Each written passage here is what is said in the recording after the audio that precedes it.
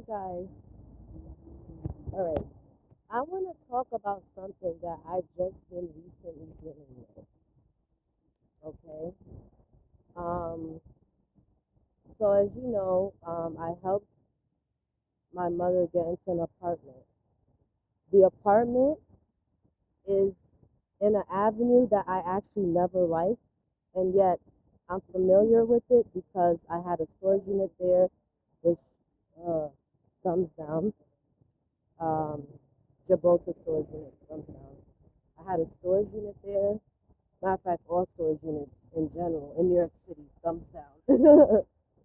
But and I had a postal service, a post office service in Hollis, New York, thumbs down again. um, so we moved into the apartment. I'm gonna cut to the chase. I'm not gonna go into the details until introduction. We moved into the apartment, and I guess I don't know what happened. Right? Okay, here's what happened. This was an incident. The minute we walked into the apartment, within the first week, the end of the first week, she already was bizarre. My mother already became bizarre.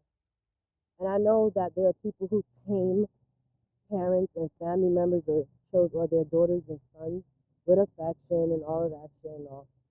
But, you know, I was clearly a positive person because it's a new move, an apartment, a studio.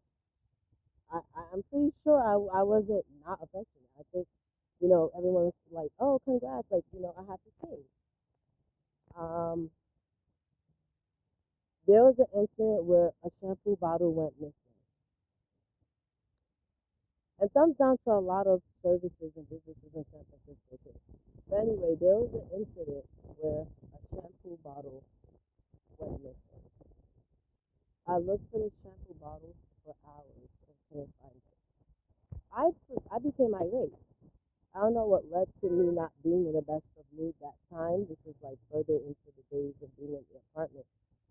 Um, the shampoo bottle was missing, and I just, after certain bizarre treatments from her, from this primary tenant who's a family member, I automatically assumed, and I believe she did remove the item from the from where it was and took it to show somebody or to do something. There's just bizarre things with her. After a couple of hours, when she came back, I was very upset. I was speaking loudly, yelling like, "Who would do this? How can this happen? There's only two people in this apartment, so obviously it's not me because I'm looking for it." Um, she disappears, right? When she came back into the apartment, the shampoo bottle was in the closet that I looked in about 10 or 11 times. 10 to 11 times I looked into that closet. That shampoo bottle wasn't there. When she came in, it was suddenly there. After this incident, more bizarre things with her. She then all of a sudden she starts, and I'm gonna get to dynamics of living with people because it doesn't have to be that bad. But is that bad because I was literally just being targeted? It's like you don't ever target people that's living with you. That's something you don't do. You seeking peace and safety. You want peace and safety where you're living at, where you're living in, where you sleep at night. When you're sleeping, you want peace and safety. So no one should be targeting each other within a home or apartment, even in a shelter. You know what I'm saying? Um, I've seen people get more targeted in those places than on the streets. Don't do that. It's insane. So after that, um, all of a sudden, all of a sudden, I noticed that she was communicating with someone, and then she said, "Oh, well, that's for well, that's used like black people's hair, like that's like," and I'm like, it was out of character and very not ordinary for her to say, and you know, she said that, and I was like, okay, well, um, we've always bought many different products for our hair, including ethnic products, just products, it all has great ingredients, whatever. She it was like, I don't know, it's like she was showing somebody what product I was using. The second incident, but just based on how she was speaking on the phone, now I know that that shampoo bottle did go missing. I'm not crazy, and that I looked for it for hours, and I had every reason to speak loudly and disturb everyone's peace because this shampoo bottle was missing. Literally, was taken out of the apartment, and after hours of looking for it, and it's a good brand. It was Olive Miracle, very superior ingredients, like a lot of other brands, especially ethnic brands. And I came back, and then there are brands that are not ethnic that have superior um, chemicals to it too, like Caracare and It's a 10 and a whole bunch of other stuff, right? And this was so I spoke loudly, and I guess I was just a disturbance.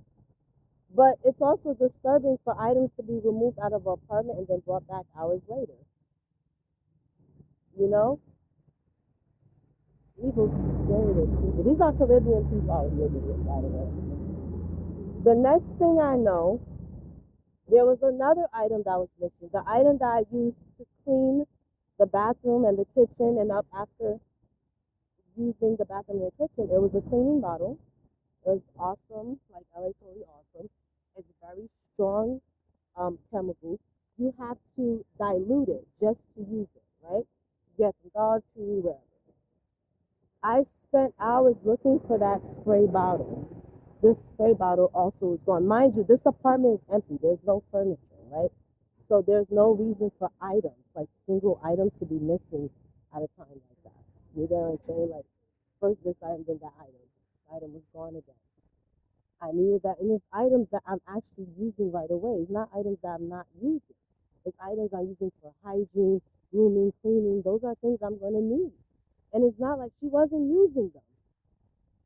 The shampoo bottle came back. It was not used. So what did you do? Why did you remove it? And it's not an accusation. That was done. Because I looked in that closet 10 to 11 times. And I'm not an idiot. Even though these people of color that I was living with think that I am or thought I was. So then the cleaning solution went missing. And now the bathroom is disgusting. I couldn't use it or whatever. It wasn't disgusting, but it needs to be cleaned. And I could not find a cleaning solution. I did end up looking for that. That one disappeared for 3 days. And I just thought to myself, what the hell? 3 days it disappeared. After 3 days, the fourth day, she comes back when I mentioned it and says, oh, well, the cleaning bottle that she knew I was looking for, she goes, oh, well, here it is. Bizarre, disrespectful to do this to me, a relative, somebody you know, that's trying to live in peace with you, and I can't be in peace because of things like that. And not just things like that. There's more things I can describe here and things to come. Okay, so this is the first incident. This is the second incident, and there's several other incidents that I didn't mention, but those were the major incidents, surprisingly. Um, the other incident was with the spices, the cayenne pepper, the items I use to add the spice to my food or whatever. I was looking for it. I said it was just here, ready to go. She put it in the bag and like a child started to fumble with the bag. And I said, I don't know who this person is, but this is an imposter. This is not normal behavior from a grown woman, from my mother, from a family member, from a primary tenant. It's just not normal. It's not her character. She's not that type. So now I'm gonna cut to the chase. So I'm gonna be doing that a lot in this video. Let's cut to the chase of what's going on here. This is called imposter syndrome. So basically, the person that you're living with is a snake, and they targeted you. It could be because they're probably racist Caribbeans or Haitians, and you look like to them a soft target. Because that's what they tried with me. They thought I looked like, they believed me to be a soft target because they're used to targeting people who have white features and who look Hispanic. And so this is a common practice in New York City, in a lot of cities. They target people, they use their kindness or their ignorance or their toughness against them. And said is deep because this is the reality of it. These are like things, details, stigmas, isms, discriminations, and things like that that people sometimes ignore that you can't because that's part of why they do that. And it's also the whole spiritual warfare thing. Now, when this happened, I said, "Oh, look at that! That's the." When this happened, that's the hub. I'm gonna end up walking back there. So when this happened, right? I said, oh my God, I just saw the hub there, and this didn't realize it was there. Okay, this was the second incident. I'm gonna go into why those items were removed but were not used. I'll tell you what that means sometimes. Okay, so with that being said, the final the thing that really bothered me, that truly bothered me, was the pouring of the water into my phone and their mindset, because they're women of color that did this, and possibly teenagers too. Their mindset was that this person, this primary tenant, bought this phone from me or helped me get the phone and had the right to destroy the phone, and that's actually not true. Even in a court of law, she would have been in the wrong, and I'm going to tell you why. The phone was purchased over a year ago, so that means more than a year ago. So it's under my name, not under the name of the person who bought the phone. It was under my name. So even if you helped bought the phone in a court of law, since you would have been in the wrong because it's under my name. I had it for over a year.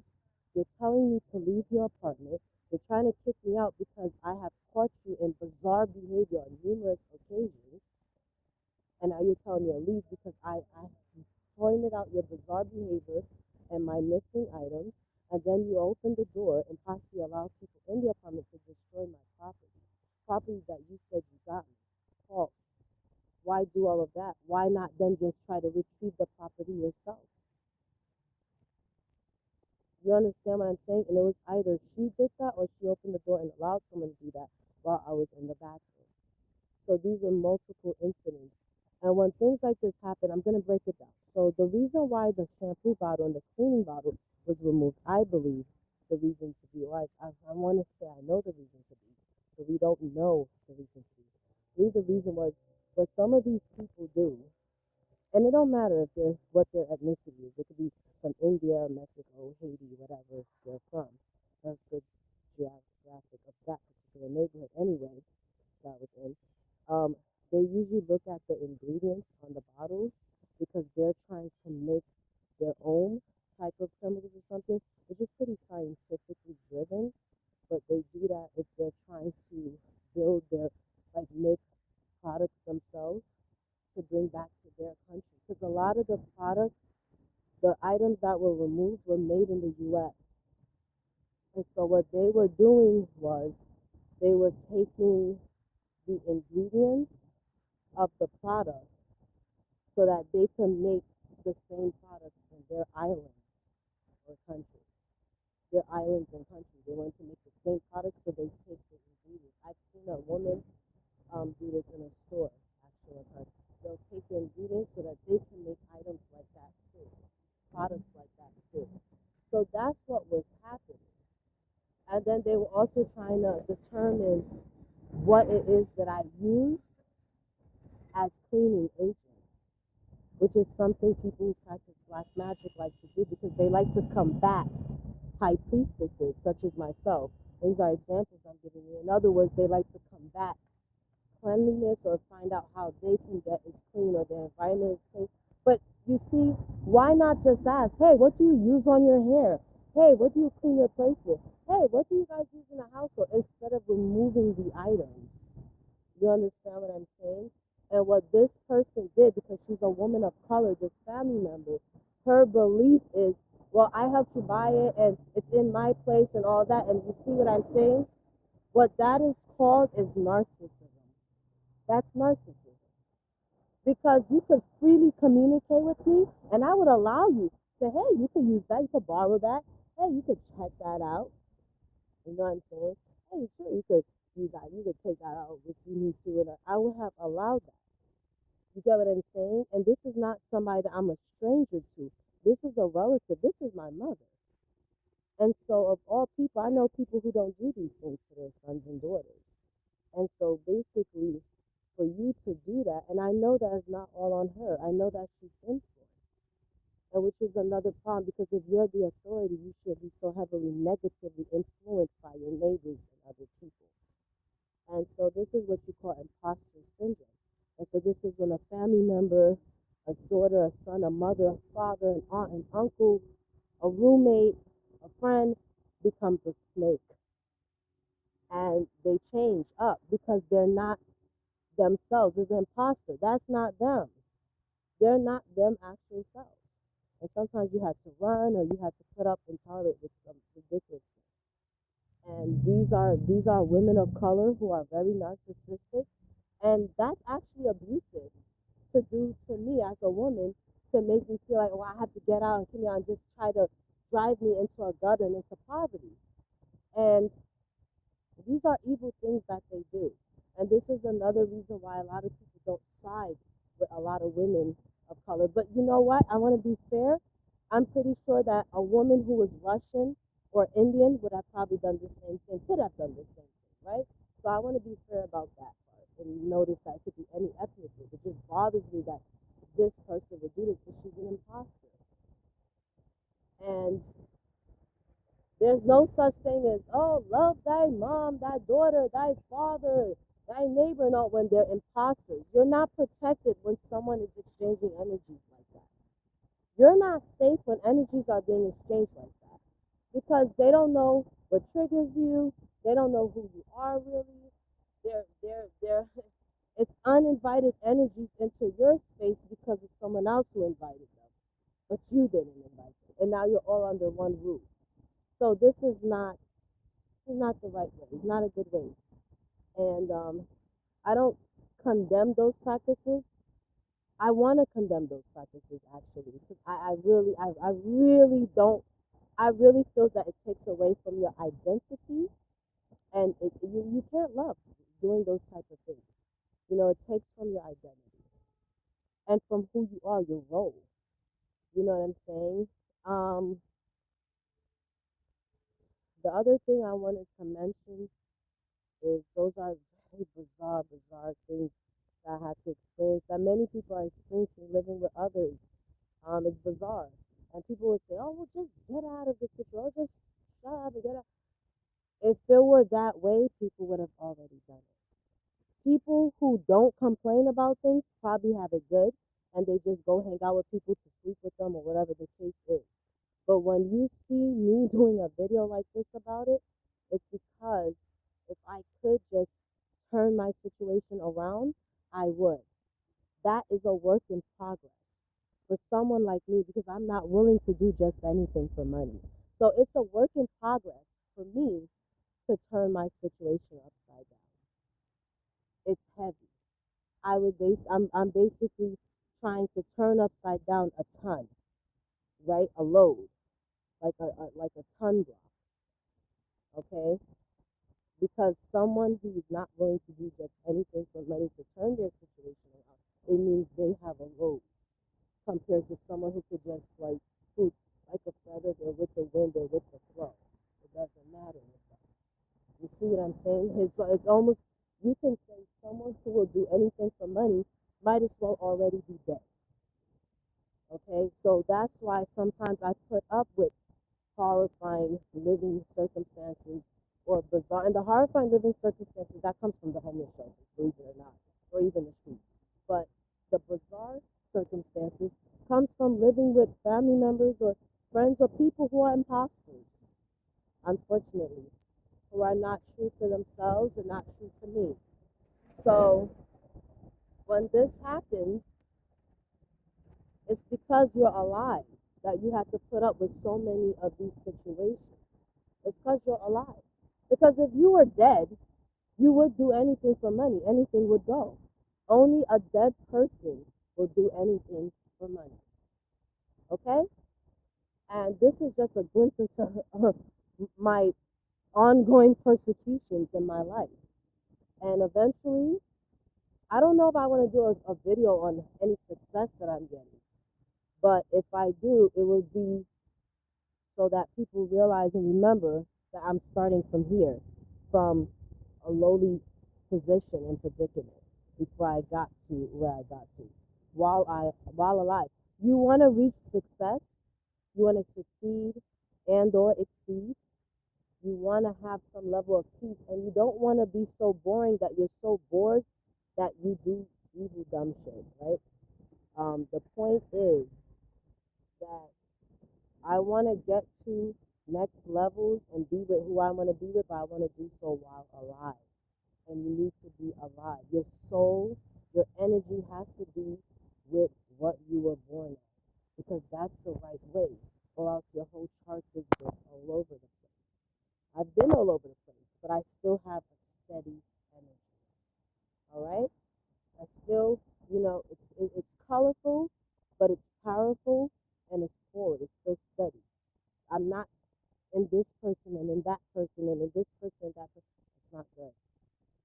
You want to make it, but you want to make it alive, make it out alive. You want to survive. And situations like I described, a lot of people wouldn't go through that because they will do anything for money and therefore they're already dead. That's how I see it. If you see it differently, just comment or message me directly. Either way.